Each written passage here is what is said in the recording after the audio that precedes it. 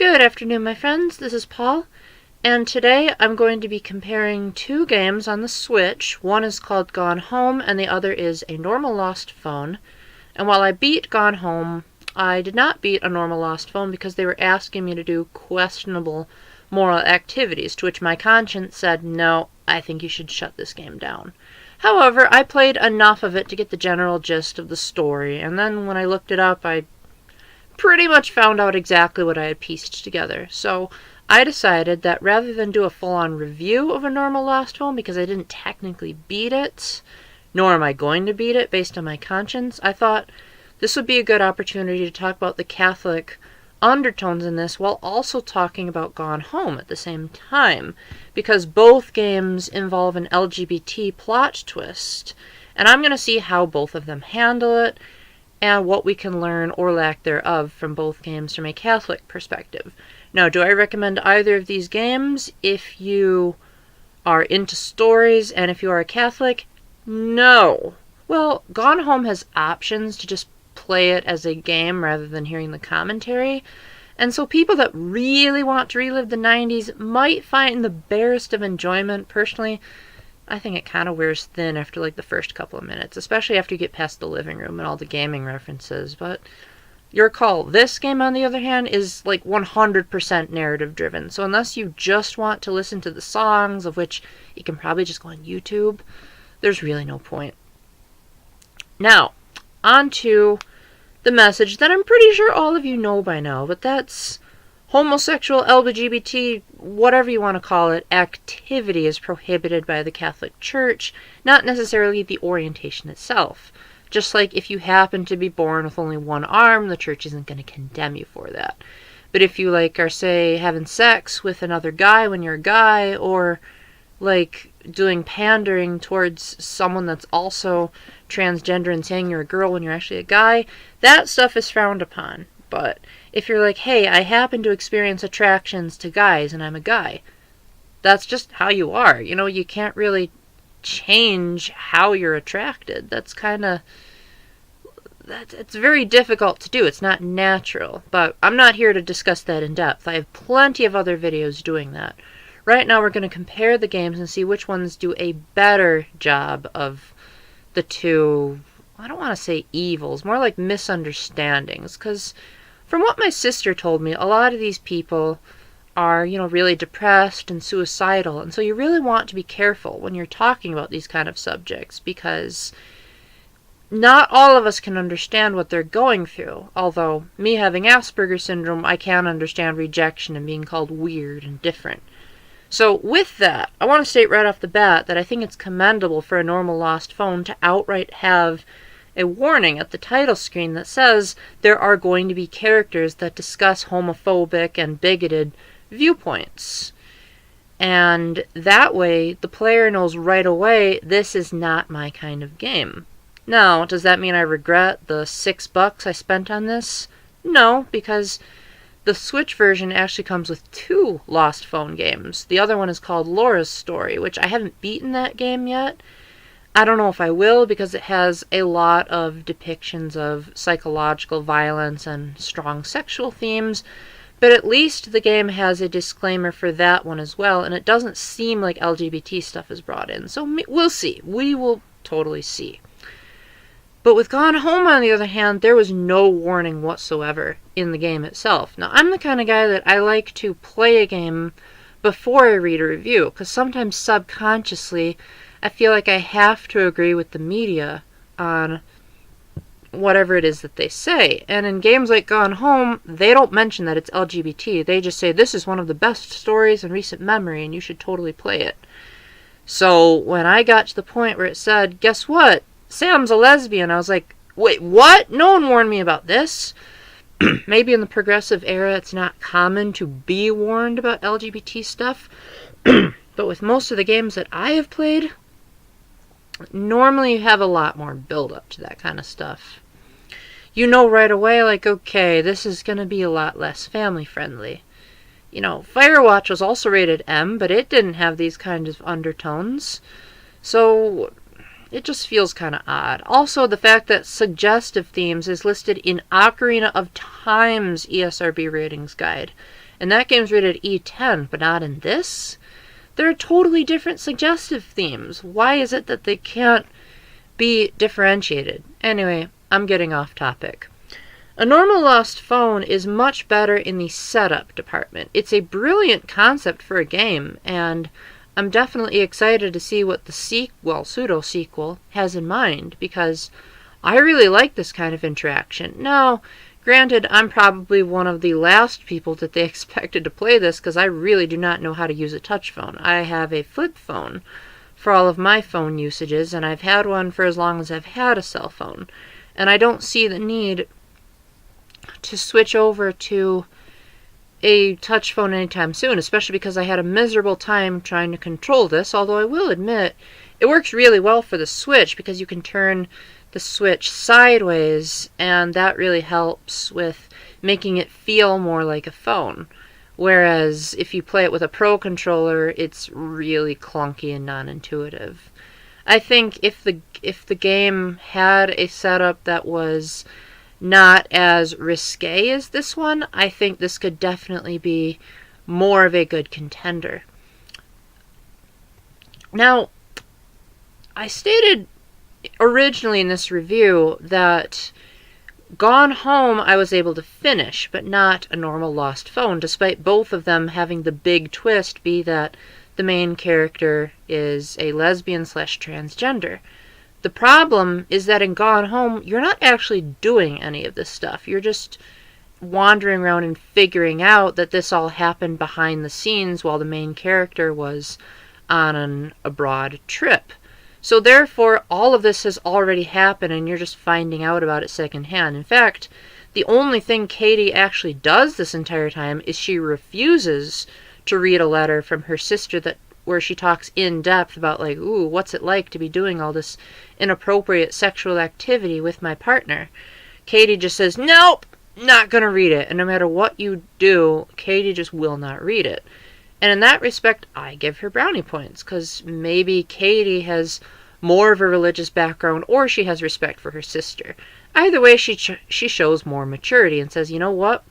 My nose doesn't belong here, so I'm just going to discreetly drop this note back on the floor and not read it. NLP doesn't really give you a choice. I mean, sure, you could avoid reading the text if you really want to, but you'd pretty much have to cheat to do that, and the game intends for you to read through every single message and every single email to get clues as to how to proceed, like how to find the Wi-Fi password, how to get into your dating account, that kind of stuff. So in that respect, Gone Home does a better job of not forcing you to go against your moral compass by performing actions. This is not a Sims type of game. It's more of an interactive story, for better or for worse. Whereas NLP starts out as all this happened in the past, but eventually they're going to say, hey, show me a picture of you in a girly wig. And I'm just like, no, I really don't want to do that. So I showed a normal picture. And then the person said, no, send me this specific picture. And at that point, I just put the game down. I'm like, nope, not going to do it. However, what I like better about Gone Home is that there's not nearly as much profanity. Sometimes when profanity is used in overabundance, it can sort of dilute from the character of who's being portrayed. Generally speaking, when a person uses profanity a lot, it gives me the impression that they're not very emotionally mature, that they don't really know how to handle things constructively, that rather than talking it out in a calm, collected dialogue, albeit they don't have to be perfect, even I raise my voice on occasion, but at the very least that they just resort to sort of animalistic language as opposed to saying, okay, let's talk this out. It's not the end of the world that you walked in on a rainstorm. You don't need to act as though, like, being caught in the rain or not having Wi-Fi is this horrible thing that you have to compare to the male anatomy. I mean, it just doesn't always make perfect sense. However, from a gameplay standpoint, okay, I use the word however a lot, so my apologies for that. From a gameplay standpoint, NLP is much more of a thinker. Gone Home's puzzles are ridiculously easy. In fact, I only think there's like one in the whole game that you have to solve, and even that is not really that taxing on the brain power. Whereas NLP really wants you to dig through like everything the game has to offer you because it gives you hints as to how to proceed. So as a result, it feels more like a game, whereas Gone Home doesn't really feel like a game at all. It feels more like this could be a book, but they choose to present it to you in a game-like fashion. Whereas NLP, you feel like you're actually doing stuff by trying to piece things together. Now, as far as the actual LGBT message, I do not have notes with this, so bear with me. And if I haven't done this already in this take, I am sorry. Sometimes they tend to blend together. But I'm trying to be as sensitive as possible here. You know, I have LGBT friends, and my sister has expressed to me that, you know, these types of people are often some of the saddest and most likely to be suicidal. And so I by no means want to like condemn any of these people. You know, if Jesus could eat with prostitutes and tax collectors and sinners, then I want to show just as much mercy and the willingness to hear them out as Jesus would. I'm not going to say I condone what they do by any means, but I am going to try to hear them out and start a dialogue. Now, Gone Home, on the other hand, seems to completely throw that idea out the window. It seems as though Gone Home has a "we're not going to discuss this" type of vibe, and so Sam decides to throw a huge hissy fit, and even though she's underage, she's going to run away from her parents and just go and do some stupid, immature, teenagery stuff with Lonnie. And to that, I would say, even if this was a heterosexual relationship, that's not a very mature decision to be making. If my sister, for example, were to go and run off with some boy that she really liked without telling my parents, I'd be livid at her just as much as I would be if, say, she decided to date a girl. It's the fact that the game is not only encouraging LGBT stuff, but it's also encouraging immaturity. And to that, I say there's really no redeeming quality in the story. Not only that, but the story's not even a good one. NLP, at the very least, provides a very polite, well-mannered protagonist. Samuel, because both of them happen to be named Sam, I wonder if that was a coincidence. Samuel is, for the most part, a very polite kid that tries his best to respond appropriately to whoever is asking him questions. Generally speaking, there's not too much to complain about from his character. He usually posts a lot of smiley face emojis. He usually tries his best to get back to people on time. He's a very talented musician, and you can even hear some of his compositions in the music section. And so as a result, you feel like you can connect more to the protagonist, which is a good thing. Sam, on the other hand, it's not as easy because, one, you really don't get a whole lot of interaction with her, and second, you're sort of blindly expected to take her side because you're told that you're controlling her sister, and so it's like, oh, sisterly bonds, you have to get along. Whereas with Sam, you're told at the beginning of the game you have someone else's phone, so you're finding out about all of this secondhand as if you're relating to a stranger. But on the other hand, you're saying like, wow, Sam is pretty punctual, he keeps his promises, and for the most part, he at least talks to his parents. Now, whether or not he completely gave up on them or not is left to the imagination because his phone got lost. So it's possible that maybe he did decide to go with his parents. Whereas Sam's actions are completely unacceptable. Samuel, on the other hand, at the very least, doesn't realize that he's transgender at first, and so he tries dating, albeit he might not go about it in the best of ways. I mean, there are Catholic dating sites out there, so dating on the internet isn't exactly a sin per se. I mean, it is if you're gonna be, like, actively dating the wrong kind of people, heterosexual or not. If you're going on a dating site, you should be dating for the sake of marriage and for the sake of eventual procreation. Heterosexual or homosexual relationships aren't going to produce natural childbirth.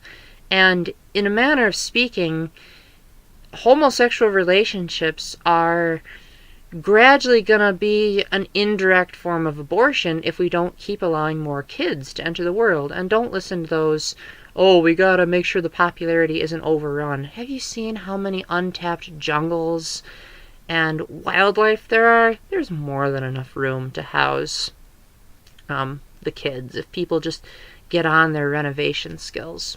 Anyway, that's a bit of a different story.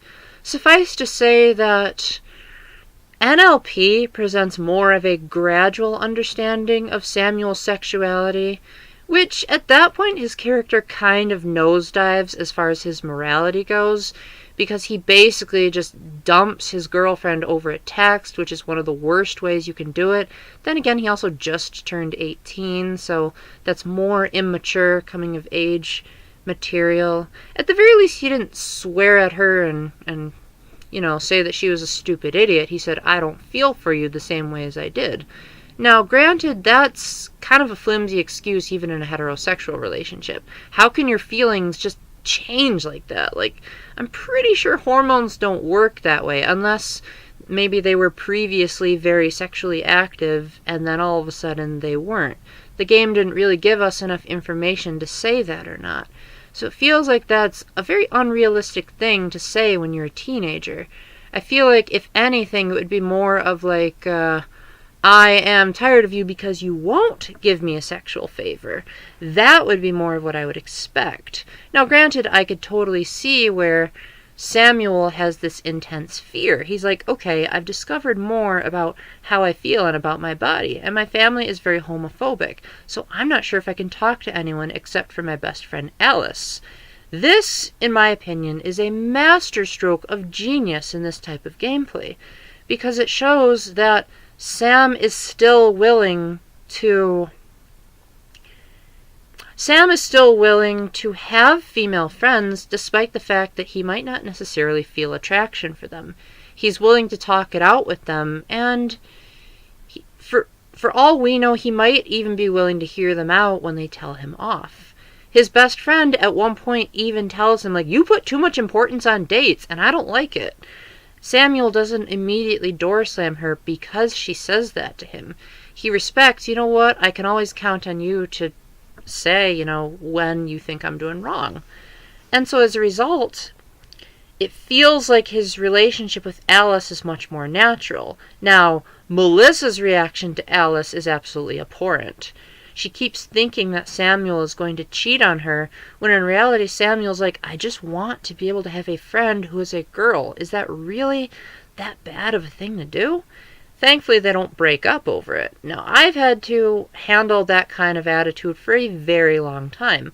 In fact, one of the very first things I said to Autumn when we were about to date was, I said, if you try to keep me away from any of my female friends, then I am going to end this relationship, because I have a lot of them. I will not cheat on you, but I do still want to hang out with them and hug them, and nothing inappropriate, of course, but I still want to keep them in my life. So in that respect, that was a non-negotiable. And the Catholic Church even says, like, don't isolate people when you end up getting into a serious relationship. You need your friends, especially because you don't have all of the answers. Even if you might say, Paul, you're just a raving lunatic and you can't tell me how to express my sexuality. As a mature person, you should at the very least be willing to hear out other people, because maybe you might hear later, like, oh, maybe that wasn't such a good decision. Maybe I should take your advice. Just to give an example, I encountered an atheist who was previously sexually active, and she responded to me that she was going to go for abstinence until marriage, not because I quoted the Bible at her. In fact, I didn't even mention God at all. I quoted science to her, and she said, based on what you've told me from your scientific points of view, I'm a woman of science, and so therefore I'm going to stay abstinent because I do not like the side effects that you are mentioning to me. And so as a result, who knows, maybe you could go that route with a homosexual or transgender person, getting a dialogue saying, hey, I'm heterosexual, you're homosexual, let's talk about it. Let's try to see if we can come to a compromise or come to an understanding about whether or not this is the most practical, this is the most wise. And I think NLP does a much better job of presenting this, with very few of the characters actually being condemning. most of the characters seem like they're really friendly with Samuel, and very few of them seem like they're outright condemning him. Although, in fairness, he doesn't really tell a lot of them, so that part is left for the imagination. But at the very least, NLP scores a pass at being better at this type of trend, because at the very least it seems like it prompts opening the door for casual discussion and for Samuel not isolating himself from everyone else. So with that, NLP is slightly better of a game than Gone Home, but I still wouldn't recommend either of them if you're looking for a good story that doesn't have LGBT acceptance. So with that, if I missed anything, please let me know in the comments. I had to do a lot of takes for this, so I might have missed something in the off take. So if I have, please let me know. Now keep in mind, though, I will automatically delete comments that have profanity or overt, inappropriate, genital-related stuff. So behave yourselves and have a dialogue, not a screaming like a banshee, you're a stupid idiot type of response, because I will delete that, or I will say, you're being inappropriate here. We are here to discuss. We are not here to yell at. That's what they do in the debates. We are mature adults, or at least I hope we're all mature adults. So please keep that in mind, and until the next time, keep the faith, stay epic, God bless, and remember that you are made for love. Proper love. Bye.